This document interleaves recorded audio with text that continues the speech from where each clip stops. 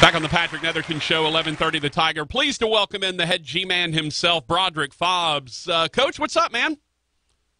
Doing well, man. How are you doing? I'm fantastic. I see, Fobbs, I chose the right profession because I don't have to be out in the 111-degree heat index, thanks to being inside in this. Although this studio is pretty warm, what do you do to combat this? Because this week especially, all the heat indices are in the 110s. How do you go about making sure your guys are staying safe and hydrated out there? Well, I'll tell you, it's very, very tough because I'm wondering how in the world did I ever, play this game and be out there in those temperatures, because just standing in it is tough. But I think, the thing that we've done a really good job of is we've kind of started out training camp practicing at night. Yeah. Just to get our student athletes acclimated to the weather. But then this past week, we've been out in the heat all week, which has allowed us to get adjusted to it and work in. And then next week we'll kind of split it up half and half, where we'll have half the week in the night and then the other half back in the heat. So it's something that you don't want to expose your players to all the time. But in order to play the game and play in the type of environments we're going to play in, we have to some kind of way get out in it. So it's very, very tough. But the good thing is when you have a lot of numbers and you have a lot of people in your program, you're able to, kind of keep everybody healthy and keep everybody fresh and practice fast as you possibly want. I want to ask you sort of an esoteric question, Coach, because, it's interesting to me. This is a scenario whereby guys in today's, like, I was the last generation of folks who played outside a lot, where I was, yeah. Where I was riding my bike, or, we'd go, you'd run outside and Mom would say, come back at sundown, right? I'm kind of the last generation of that. My generation started transitioning to, all right, we're staying inside, we're playing Nintendo, we're playing Sega, all that. Do you find it hard to get kids acclimated like that because so much of their summer typically is spent indoors playing video games? Well, there's a combination of factors that have a lot to do with those issues. One is exactly what you said. More of our student athletes are inside, playing video games. They're not as active as they used to be. But then also, too, when they are active, it's normally sports where it's an indoor type situation. So a lot of our student athletes are not outside all the time. But then also, you have a situation where the coaching profession has become so direct and disciplined in its approach, where we don't waste time, and we found ways to make the most out of a 2-hour practice session where it's full speed, no time is being wasted, and it's a little bit different practice than it was when we played. When we played, it was a lot less time wasted. There was a lot more time wasted. And reps were not as fast-paced as they are now. So it's kind of a combination of things. One, I think student-athletes are not outside as much as they used to. And then two, the coaching profession has stepped up in such a way where we make so much of our valuable time that we have now. Talking to Broderick Fobbs, head coach of the Grambling State Tigers. All right, Coach, let's talk about your Tiger squad coming up. You were picked third preseason. You and I both know preseason polls are fairly well worthless. No one really knows what's going on. Give me some indication of where you think your team is heading into the fall season.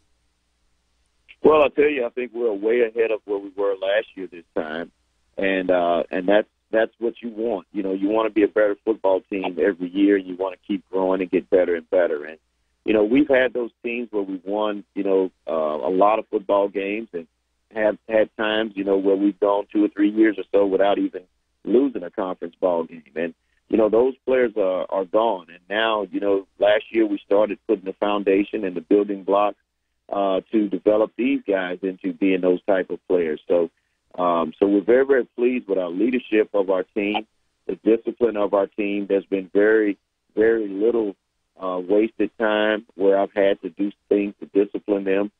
For the most part, they have been on one accord and making sure that all of the little small, minor details are done that I look for when it comes to disciplining a football team. So we're far ahead of where we were last year offensively. And then also defensively, I think we're playing well. Of course, we don't have a of the great players that we had up front at linebacker and defensive end, but we have a lot of young guys who have the ability to be great, and it's just a matter of time before they show what they can do. And based on preseason anyway, it seems like the back end of your defense would be a strength this year. Well, we do. We feel that way.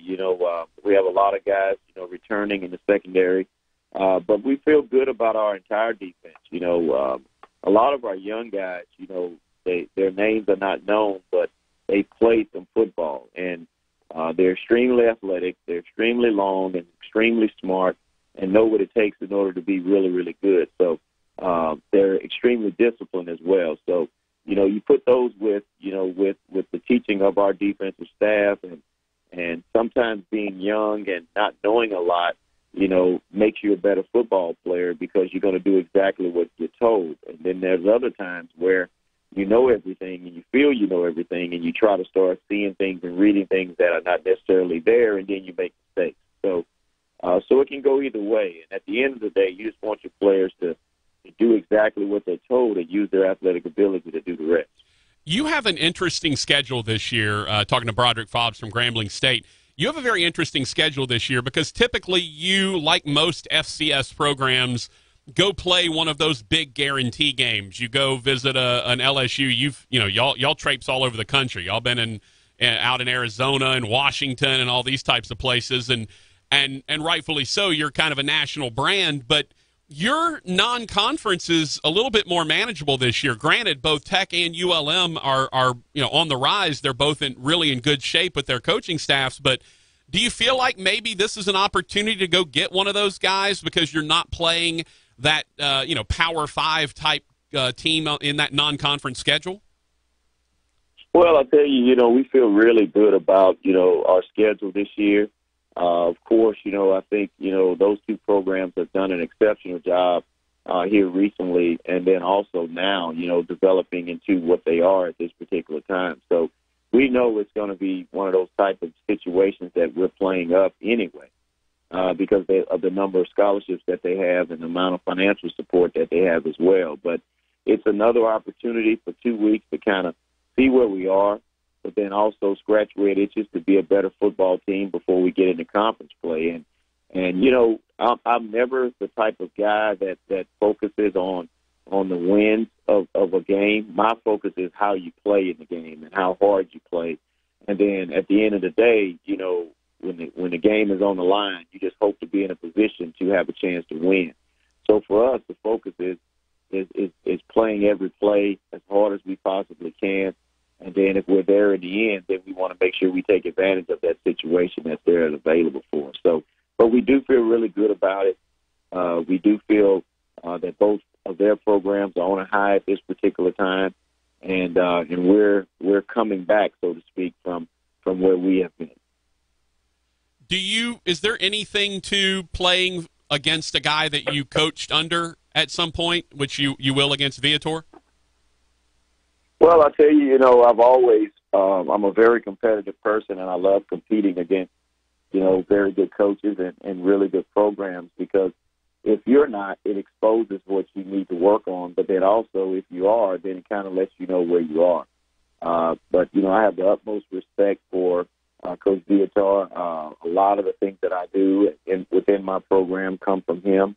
But I also, think the world of Skip Hope as well. These guys are veterans in the game. They've been head coaches for long periods of time at several institutions and have been successful at what they've been able to accomplish. So, I'm 6 years in as a head football coach, and of course we're looking forward to the competition. And we know it's going to be fierce and it's going to be tough, but at the end of the day, we're going to play a certain way, and it's always for us is how we play, and then we'll let the chips fall when they met. I will say this, Fobbs. This is, I mean, granted, I don't know every coach in the history of the three programs along the I-20 corridor, but man, you talk about a combination of good men that are also good coaches between you and Tech and ULM. Y'all have it in spades in the last couple of years with Viator and Skip and you. That's a heck of a collection of good men who also happen to be good football coaches. Well, I appreciate that so much, and And, I think, at the end of the day, the most important thing is that, the type of coaches that are at the helm, you want to have those types of guys that are mentors to your young people because, there's so many things that are going wrong with young people right now. They need that refreshing, coach around them to kind of help, lead the way and let them know, what they should be doing and what they shouldn't be doing. But then also have the guts to discipline them when they're wrong. I think, that's love also. And I think a lot of times, we kind of tell them what they want to hear, and I don't think that's necessarily good for them. Broderick Fobbs, head coach at Grambling. All right, Coach, you're an offensive guy. Give me the skinny on the G-Men offense this year. Where are the battles that you're most looking forward to watching through camp, and where do you see this offense? What do you see it looking like coming into this season? Well, I'll tell you, I think we're farther ahead of where we were last year. We've been throwing the ball extremely well and also running the ball extremely well with our last eight practices or so. And we're ahead of where we were. The things that we were strong at last year, we had very good receiver play, and we had very, very good depth at our tight end position. Now, we feel really strong about our entire offense. Our quarterbacks are a year older. Our offensive line have gotten better, and they're a year older. And we've got some guys back, whether it's from injury or whether it's through transfers. But we're very, very excited about our offense and the whole scope of it. So, of course, we have to execute and protect the football and play the game the right way. And that's the most important thing is that, we have to play that game the right way. You don't get a home game until Game 4. We mentioned ULM and Tech to start. Then you're at Alabama State to open up SWAC play. Is that a concern? And even actually, you don't technically get a home game until middle of October because you play Prairie View over in Dallas. Is that any concern at all that you basically are going to go 5 games before you get back into Eddie Robinson Stadium? Well, at other places I've been, that is, kind of tough. But here at Grambling, that's been kind of the norm. It's something that, I played in as a player here, but then also we've coached in. We play in so many classics and go to so many places, that we're used to, playing on the road and taking our show on the road. Of course, you want to be in familiar territory and play at home as much as you possibly can. But it's something that we have definitely grown accustomed to because, when you really look at it, we're basically at home the first 2 weeks because we're 30 minutes up the road 1 week, and then in week 2, we're 2 minutes up the road. So it's something that, that we're used to, but we're also excited about it, because, anytime we play in those venues, our team and our band, and we fill up the stands, and we always create an atmosphere that our players love to play in, and they're used to it. So it's important to our team. Broderick Fobbs, you know how I feel about you, man, and I am so happy with what you've done at your alma mater, bringing the roar back to the G-Men. It does make me proud to see what you've done. Obviously, you and I know each other from way back in Natchitoches, and, man, it makes me incredibly proud to see what you've done there at Grambling, and I hope the best of success. Look, take down Viator, take down Skip, get them all, and have yourself a hell of a season this year, Coach.